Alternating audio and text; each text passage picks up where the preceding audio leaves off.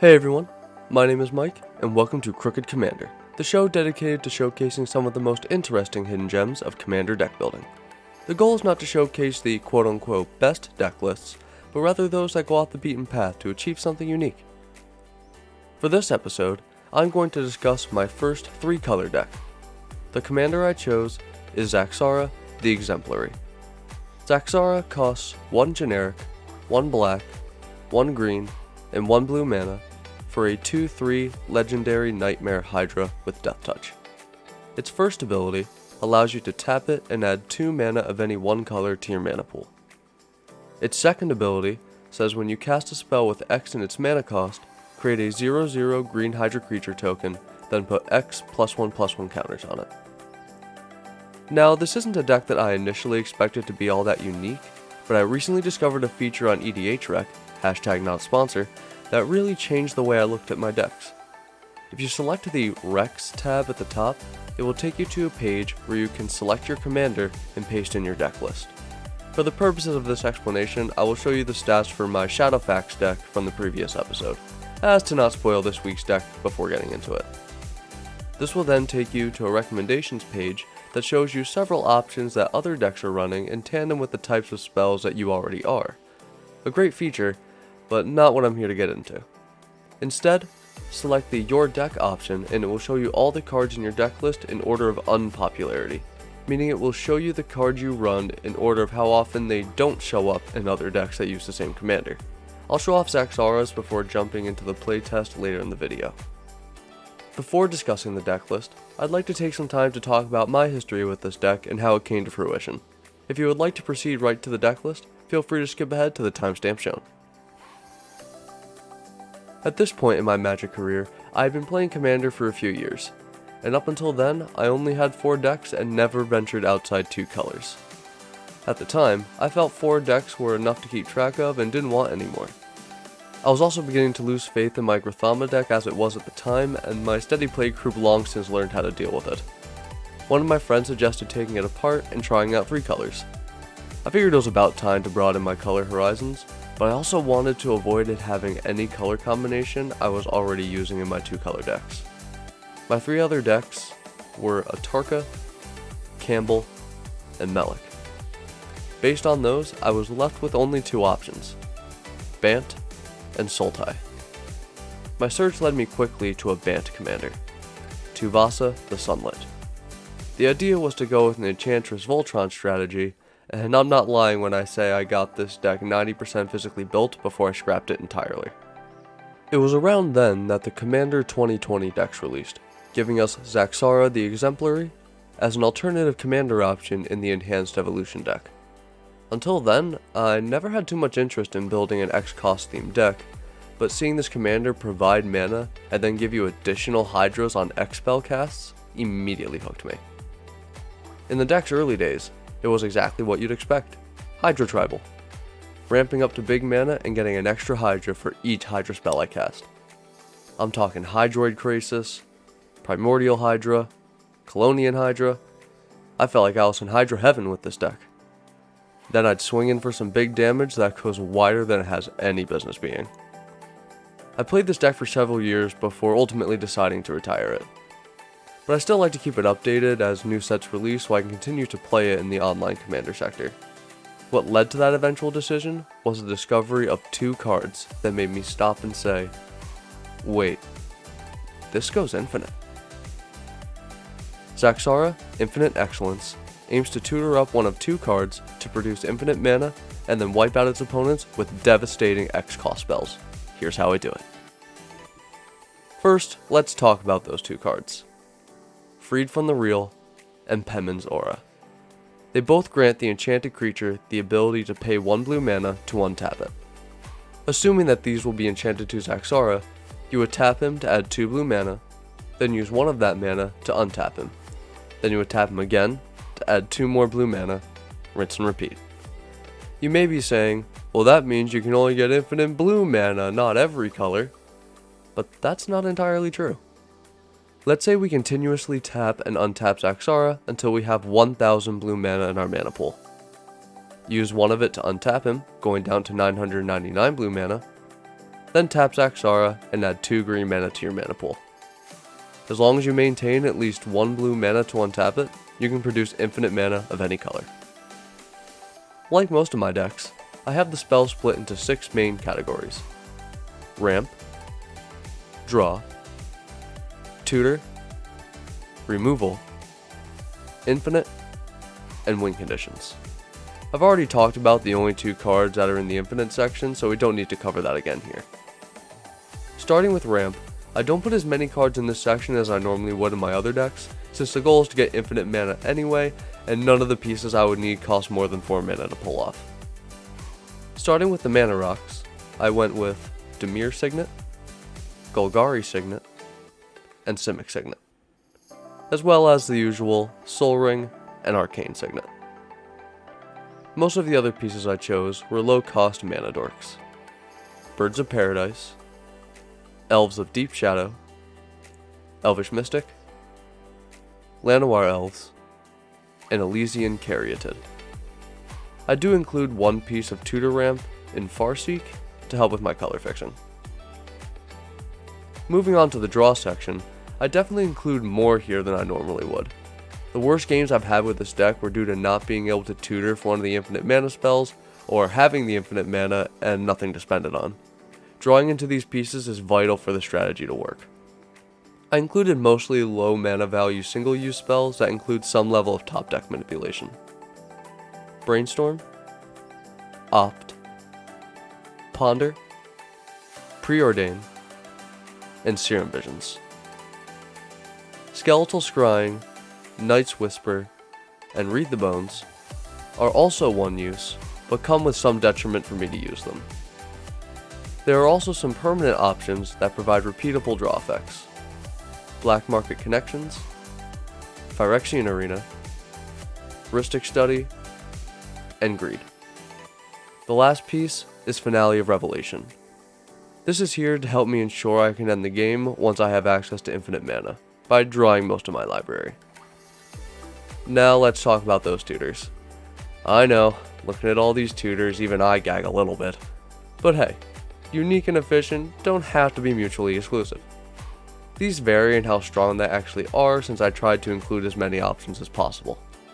I chose Beseech the Mirror, Beseech the Queen, Cruel Tutor, Demonic Bargain, Demonic Tutor, Diabolic Tutor, Grim Tutor, Imperial Seal, Mastermind's Acquisition, Profane Tutor, Rhystic Tutor, and Vampiric Tutor.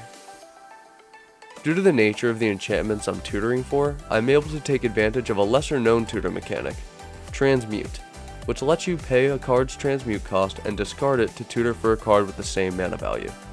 There are 3 of these spells that have the same mana value of 3 that I can use to tutor up those cards. They are Dimir Machinations, Drift of Phantasms, and Perplex. Next up is Removal.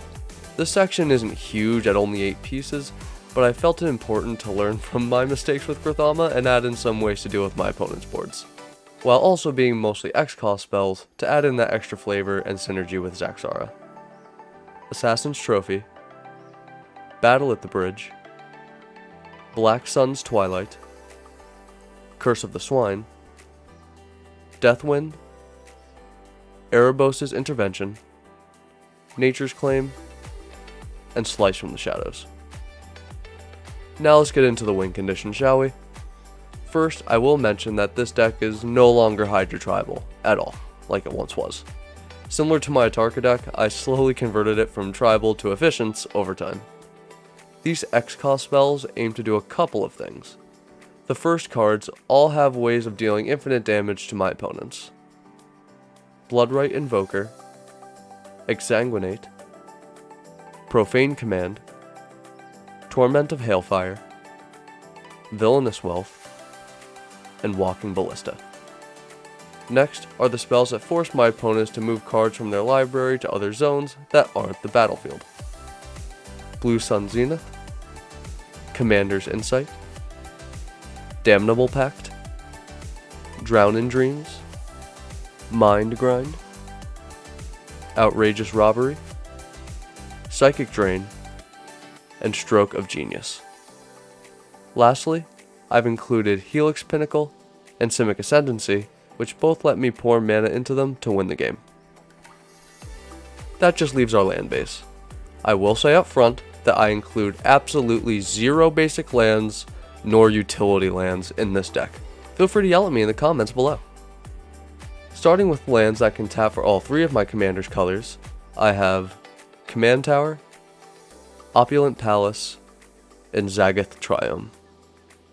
Next are the Dimir dual lands, Clearwater / Murkwater Pathway, Dark Slick Shores, Darkwater Catacombs, Drowned Catacomb, Morphic Pool, Polluted Delta, Shipwreck Marsh, Sunken Ruins, Underground River, and Watery Grave. Next are the Golgari dual lands, Blooming Marsh, Deathcap Glade, Llanowar Wastes, Nurturing Peatland, Overgrown Tomb, Twilight Mire, Undergrowth Stadium, Verdant Catacombs, Viridescent Bog, and Woodland Cemetery. Lastly are the Simic dual lands, Botanical Sanctum, Breeding Pool, Dreamroot Cascade, Flooded Grove, Hinterland Harbor, Misty Rainforest, Overflowing Basin, Rejuvenating Springs, Waterlogged Grove, and Yavimaya Coast. The last piece is Exotic Orchard. I can't guarantee this will be able to tap for any of my colors, but in a pot of 4 and running 3 of them, it's safe to assume that at least 1 or 2 of my opponents will have 1 or 2 of my colors available. Now let's talk about this deck's flaws and shortcomings. The deck has some removal as you saw, but not a lot of it, and certainly not a lot of variety in card types they can remove. This is also going to be another kill on sight commander once your opponents learn what you're up to. They will learn to keep their creature and enchantment removal ready. Also, don't build a deck without any basic lands. That's just a weird thing with me wanting to ensure I have the color fixing I need. It's not a smart thing to do, don't do it. I would encourage anyone to consider these factors before investing any time or money into this strategy. Alright, well here we are on the Rex page for the deck. I've already entered the commander and pasted my deck list. I do also like to check this little box that says exclude lands. Just keeps everything a bit more organized. Now it brings me first to this recommendations page. So it's going to, of course, suggest a lot of things, like Hydras. Fortunately, they didn't get the memo that we are not Hydra tribal. I also suppose, oh yeah, that the counter magic. If you weren't going to run removal, you'd probably run counter magic. I just don't like counter magic. But that's just me. So instead we're going to go over to this Your Deck section. And now, this is sorted by unpopularity of card in your deck. Score ranges may vary based on input. Yeah, so pretty much what this is showing is roughly 90% of Zaxara decks do not run Demonic Bargain or Bloodright Invoker. And that's just going to keep going until it shows, all the way at the bottom, the most common cards. And hell, even I've thought of maybe cutting Soul Ring just because, like, what do I need this 2 blue colors mana for? But it's still worthwhile in some regards. Yeah, so here you can kind of see the top 12 most uncommon cards that I run, and as you can see, a lot of these are pretty high up there. I definitely do not run this the way the average Zaxara player would. But yeah, I kind of just wanted to show that off, just to show precisely just how unique some of these deck builds can be. And now let's move into the playtest. And here's the full deck list for your viewing pleasure. Oh yeah, I really gotta scroll down to see all those lands. That's not what we're here for. We're here to get into this playtest. Alright. I will reiterate that I do not plan these. I do not do them over and over again until I get a good game. At best, I will just mulligan a few more times than I probably should till I get a playable hand. And in this case, typically what I want is at least a way to get 3 mana, as well as a tutor and or a kill spell. And right now, looks like I have all of those met. So let's see if we can't pull this off. Alright, so that's going to be our starting hand, starting turn 1. View our commander Zaxara the Exemplary. Alright, so I guess here, yeah, I will go ahead and put this Yavimaya Coast as my only land. I'll tap it, taking the damage, going down to 39 to cast Llanowar Elves. They will then proceed into turn 2. Draw. Another Signet. No more lands, but that is okay. We can work around that. We will tap 2 to put Dimir Signet into play. And then, yeah, just move on to turn 3. Draw. Forgot to untap. Dreamroot Cascade. I do not have 2 or more other lands, so this will be coming in tapped. But for now, I think... yeah, I will tap the Llanowar Elves to tap down the Dimir Signet to add blue-black. I will also tap the Yavimaya Coast for a blue. Take another life to cast Drift of Phantasms, which is one of my 3 transmute spells. And as a reminder, that means I can pay this transmute cost down here to go find any card with the same mana value, so anything with 3. So let's search our library. We're going to get Trusty Freed from the Reel, and that's going to go into my hand. That's all I can do here. So let's move on to turn 4. Draw. Another land. Is that going to be worth playing this turn? I think so. Well, yeah, the land is worth playing. What I meant was cracking it. Yeah, so we'll crack it, going down to 37. I'm actually just going to search for any shock land. Yeah, here's one. Overgrown Tomb. That works. And I will allow that to be shocked in. Now I have access to 5 mana. Let's go green, blue, black, and actually no, I only needed 4. I guess that's fine. Zaxara the Exemplary. I play a lot of 5-drop commanders, so you have to forgive my bias towards that. Okay. So now Zaxara is out. Again, not really much what we're going to do right now, but I believe we have the game now on turn 5. Or at least one opponent removed. Draw. Alright, yep. So we will tap this for blue, black, and a green. And we are going to equip Freed from the Reel to Zaxara. Tap him to add 2 blue. Use blue to untap him. Add 2 blue.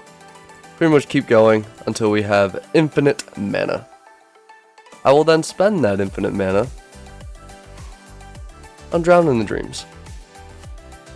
Choose one. If you control a commander as you cast a spell, you may choose both. Target player draws X cards, target player mills X cards. And yeah, and that would essentially take care of my opponent in a vacuum.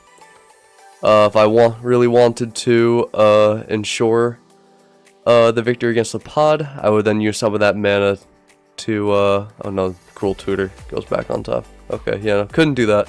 But I could probably take out at least 2 people that way. Preferably you would want one that wipes out the entire board. But yeah, hey, the deck worked the way it should. This deck has, pretty much an average turn win of turn 5, so, yeah, pretty good. But thank you all for checking this out, and I hope you enjoyed the episode.